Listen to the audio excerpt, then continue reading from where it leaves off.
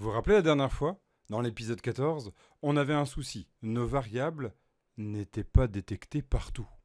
Visual Studio avait l'air de nous empêcher d'utiliser nos variables à certains endroits et pas d'autres. Vous savez pourquoi? Vous avez une idée? On regarde ça tout de suite. C'est parti!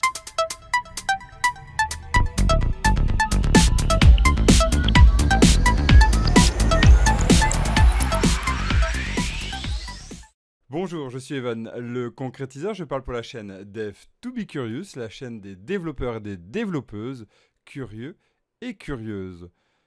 Nous en étions donc à la découverte de cette grande notion qui s'appelle le scope. Et oui, nos variables ne sont pas accessibles partout. On va voir ça tout de suite. Je vous rassure, on ne va pas faire un cours très théorique.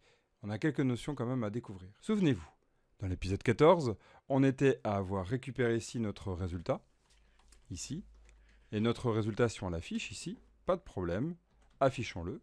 Hop, le voilà. Si j'affiche ici résultat, je l'ai bien. Le compilateur et donc l'exécuteur après pourra le détecter. Le compilateur nous aide à nous indiquer qu'il n'y a aucun problème. Vous voyez qu'il n'y a pas d'erreur. Impeccable. Et tout d'un coup, là ici, j'aimerais écrire, vous voyez, en dehors de l'accolade là, j'aimerais écrire votre vraie date de naissance est, et là, en fait, je vais récupérer le résultat que j'avais récupéré de la conversion, enfin, de l'essai de conversion. Eh bien, résultat... Ah, il n'est pas accessible. C'était ça le problème qu'on avait. Et ça, c'est un comportement tout à fait normal. En .NET, dans le framework .NET et dans d'autres langages, nous avons cette notion, par exemple comme Java, nous avons cette notion qu'on appelle le scope, c'est-à-dire l'espace, mémoire, d'accès des variables. Quand on crée une variable à un moment donné, eh bien, elle va exister jusqu'à temps qu'on finisse ce moment. Il faut voir ça comme une porte d'entrée, une porte de sortie. Et on a un moyen de s'en rappeler, un moyen simple, c'est les accolades.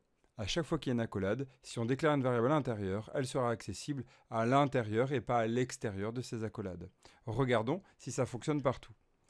Ici, si je déclare ici une variable, vous voyez cette variable-là, elle est déclarée où? Elle est déclarée dans ces accolades. Et en plus, elle est déclarée dans ces accolades. Mais surtout, et avant tout, dans ces accolades-là. Vous voyez, si je ferme ici, je n'ai pas accès en dehors. Maintenant, dans mon temps que, c'est bien de nouvelles accolades. Donc, ici, si je déclare une variable là, je l'ai bien déclarée car j'ai défini son type ici. Déclarer, c'est le définir pour y accéder, pour créer un espace mémoire, en tout cas un ver ou une tasse qui va réceptionner des données dans un espace mémoire. Eh bien, vous voyez qu'ici, elle est déclarée dans ces accolades. Donc, elle n'est accessible que dans ces accolades-là. Par contre, une variable qui est déclarée au-dessus d'un niveau d'accolade sera accessible dans ce niveau-là. Vous voyez, c'est un système de poupée russe. Donc si je déclare à un niveau, dans le niveau en dessous, je peux voir. Mais si je déclare dans le niveau en dessous, je ne peux pas être vu dans le niveau de dessus. Ok? Vous voulez un dessin? Ok, c'est parti. Ok, on va zoomer un peu. Donc cette idée, c'est de créer, ici, on va créer un espace mémoire avec une forme. Cette forme, on va prendre un rectangle qu'on va faire plein. Hop, voilà. On va le déclarer, pardon, en bleu. Voilà, ça c'est l'espace mémoire symbolisé par des accolades. Et donc si je déclare ici une variable qu'on va mettre en jaune, on va déclarer une variable avec un rond. Hop, voilà. Donc là j'ai ma variable là. Eh bien elle est accessible dans cette zone et, zut, et dans cette zone.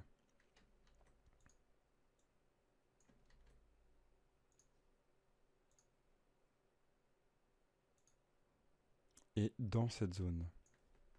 Donc elle est accessible ici et là. Donc là, la variable jaune, ici, est accessible dans les deux zones d'espace mémoire symbolisées par des accolades. Et si nous déclarons maintenant un nouvel espace... Si nous déclarons un nouvel espace mémoire ici, donc une nouvelle variable à l'intérieur ici, elle ne sera visible que dans l'espace bleu. Et ainsi de suite, c'est-à-dire que si je crée de nouveau un espace mémoire là, que je le mets cette fois-ci en vert, voilà, ici, voilà. Eh bien, si je déclare maintenant de nouveau un espace mémoire jaune et que j'en mets un là, L'espace ici, celui-là, va être visible de tout, de partout. L'espace, le deuxième, va être visible dans le bleu et le bleu-vert. Et enfin, le dernier va être visible que dans le vert. Et en plus, la variable va mourir à la fin, ici, de cet espace mémoire. Vous avez compris? Ainsi, c'est pour ça qu'on ne le voit pas. Donc, maintenant que vous avez compris ça, ou en tout cas découvert ça, qu'est-ce qu'on peut dire? Bien sûr, on reprend notre code là. Si je veux récupérer mon résultat, quel choix ai-je? Si j'ai déclaré ma variable ici, ma variable n'est accessible que ici. J'ai ici deux choix. Le premier, c'est de ne pas créer une variable là. Là, vous voyez, je la crée en même temps que j'utilise. C'est de le déclarer au-dessus. Ou alors, c'est de prendre ma date ici, par exemple celle-là, et de d'affecter à cette variable-là. C'est ce qu'on va faire. Donc ici, on avait date réelle. C'était date réelle. Date de naissance.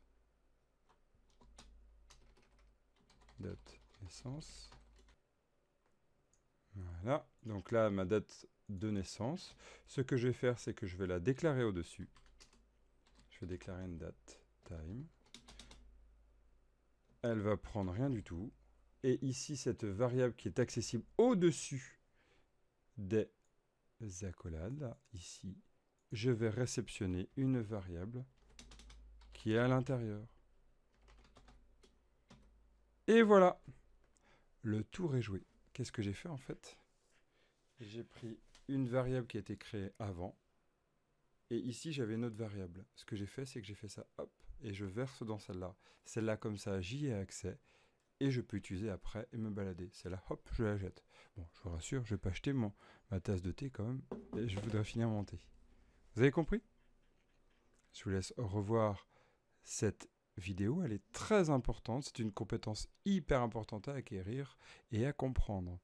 Nous retravaillerons ça de toute façon par la suite et on reparlera des accolades de temps en temps. Avant de vous quitter, on met à jour notre Trello. Ça fait un moment en fait qu'on l'a pas fait.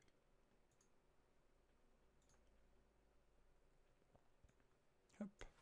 On avait quoi? Découverte du C#. Découverte des boulins, c'est bon. Découverte des boucles, c'est en cours. On va pouvoir le monter. La boulet 1.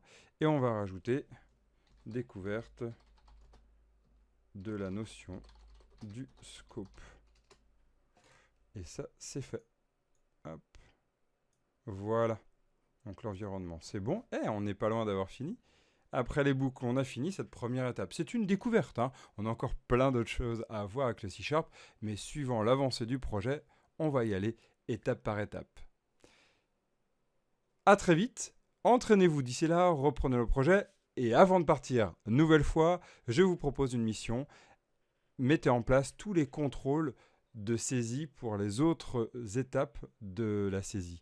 Il va avoir la demande du sexe, par exemple. Demander si c'est homme ou femme. Eh bien, assurez-vous que l'utilisateur ou l'utilisatrice saisisse bien F ou M et pas autre chose. À vous de tester.